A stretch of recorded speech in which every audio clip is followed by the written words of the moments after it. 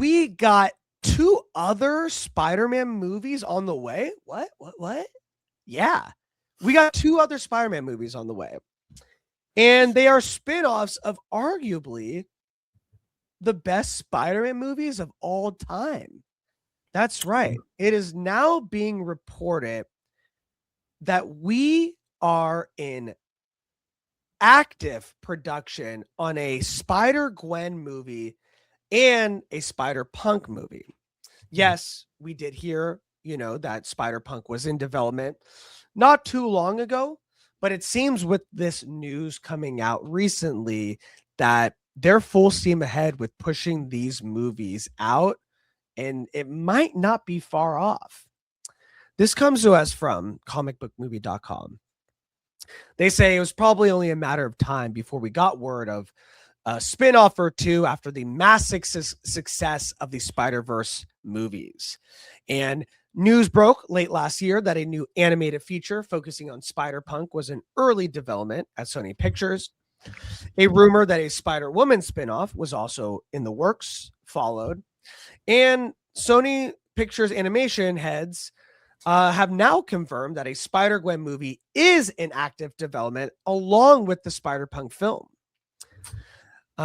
Bernstein, one of the presidents, declined to share many details, but said that the studio is now active on both projects. Gwen Stacy is, of course, Spider-Gwen, voiced by Haley Steinfeld, and emerged as a major standout of both the Spider-Verse movies. So the fact that Sony would want to capitalize on this makes a lot of sense. And on top of that, Daniel Kaluuya, who voiced the character and is set to return for the final installment, Beyond the Spider-Verse, as one of our favorites, Spider-Punk, is on board as a co-writer alongside Ajon Singh, who wrote Primetime. And the Black Panther actor will also almost certainly reprise the role for the spinoff. Here's what Kaluuya had to say about the budding friendship between Hobie and Miles during a 2023 interview, which I really, really love what he said. Let's check it out here. And it's not Spider-Girl. So he said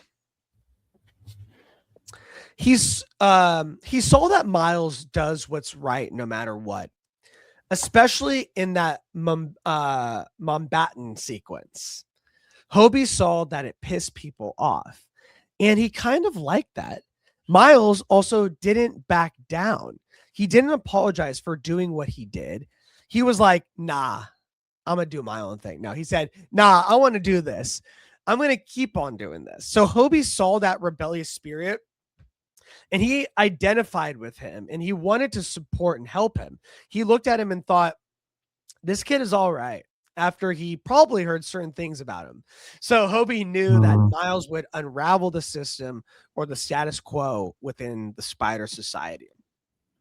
As we know, Across the Spider-Verse concluded with a massive cliffhanger, and all we want is to see the ending of this epic trilogy.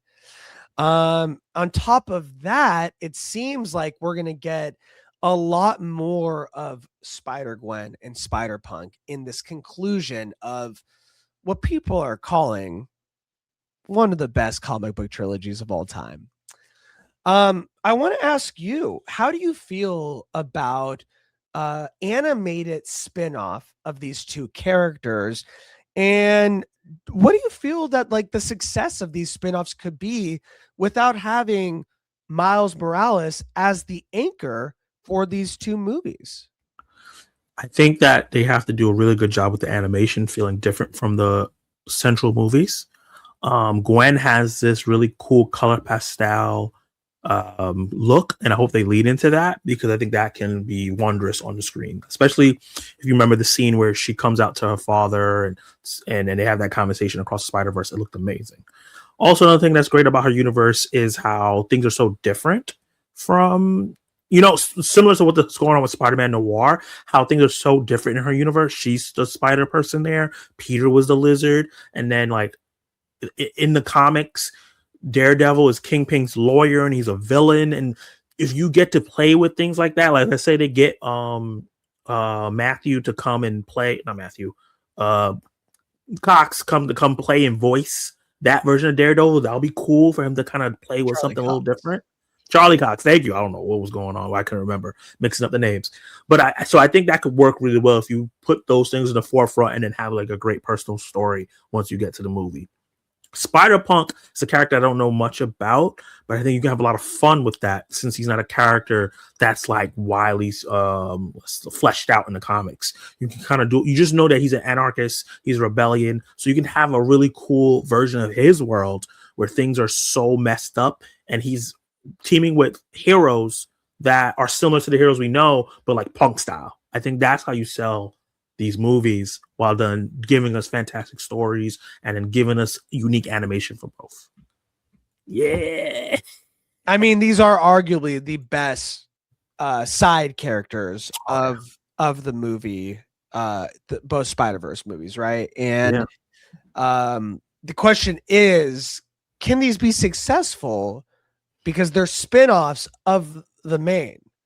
And I think the answer lies in what kind of different stories are you going to tell with these two movies, and what do they have to say?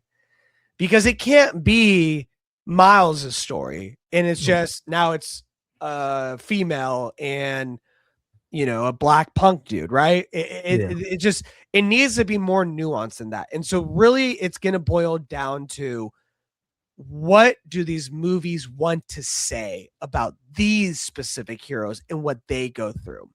And you're right. We saw a little bit of it with the introduction of Gwen's world in the beginning of Across the Spider-Verse, which was arguably one of the best opening scenes of a movie, animated or non-animated, of all time.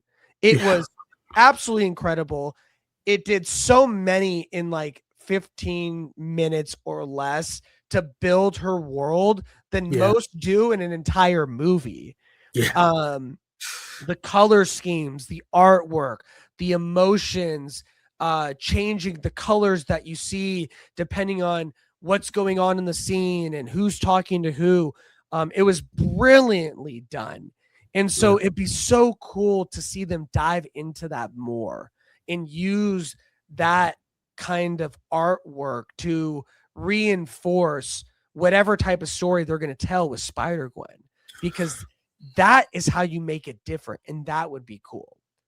On the other movie with our boy Spider-Punk, he lives in a very oppressed society, right? Where, anarchists don't want to follow the law. They don't want to be held down by the man, all this different stuff, right? So who is the man? Who is the villain in his universe? And that is where you can make a very compelling Spider-Punk movie, is who is trying to control the people of his world, and how is him and his bandmates or whoever are rebelling against them in a big bad way, tearing down the propaganda and trying to expose the truth of them being controlled.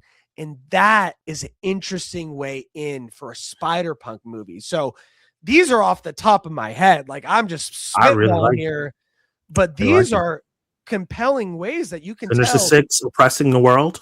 That would be dope. Two very different types of spider people. And that is how you can sell the movies and make them stand alone, separate from Miles's world. And I would love to see that. So there's a lot of different ways. Akers wants to know, who would you cast in a Miles Morales live action movie? I don't know, because I don't know what age we're getting Miles at, right? Like, he was mentioned in Homecoming. That was so long ago now. So he's probably a preteen by now, hopefully. So it depends on the age of the character that they want to go with. If he's a teenager, if he's like just a couple years younger than Peter, like it depends on what they go with. I know a lot of people want Caleb from Stranger Things. If they go do that role, he could do a great job. I would like it to be an Afro Latina character because that's like a big part Yeah. of Miles's life. But that might You also know who would have been good? Whoa. Who would have been? He's aged out of it. Renzi Felice, Vic from Ooh. Penguin. He's Afro Latino. Yeah. He has the voice. He has the He has the look. presence. He has the look. I thought he would have been really good. I just think Akers right now, the people that would be good are going to age out by the time that they actually make it. So it Yeah. just doesn't make sense because like I would love Caleb. I would love Miles Keaton from Sinners. You know what I mean? Like, but by Yeah. the time they do it, they're going to be like 25, 26, 27. Like it's just too old. I want someone new, right? It's gonna have to be somebody brand new. We don't need to keep recycling the same black actors. Like there's so many good ones out there that I want someone that we had no idea and they are just fantastic. Like with Miles in Sinners, who never acted before. Like that's the type of casting I want. Or even Tom Holland. Who knew about Tom Holland before he got cast as Spider-Man? I did. Oh, okay. I didn't. Never heard of that boy. The Impossible, so good. So good. J.A. Bayona. And then also he was in this other one. It was like a World War III type movie. It was awesome. It was really awesome. But back on the subject. So what do you guys think of a spin-off animated Spider-Gwen and Spider-Punk movie? Do you think this is the right direction for expanding the Spider-Verse movies? Would you like it more live action? And you think we got to get out of the animated, or do you think this is the right lane and let's see what they got? Let's see what kind of stories they can keep telling. Drop a comment below and let us know your guys' thoughts.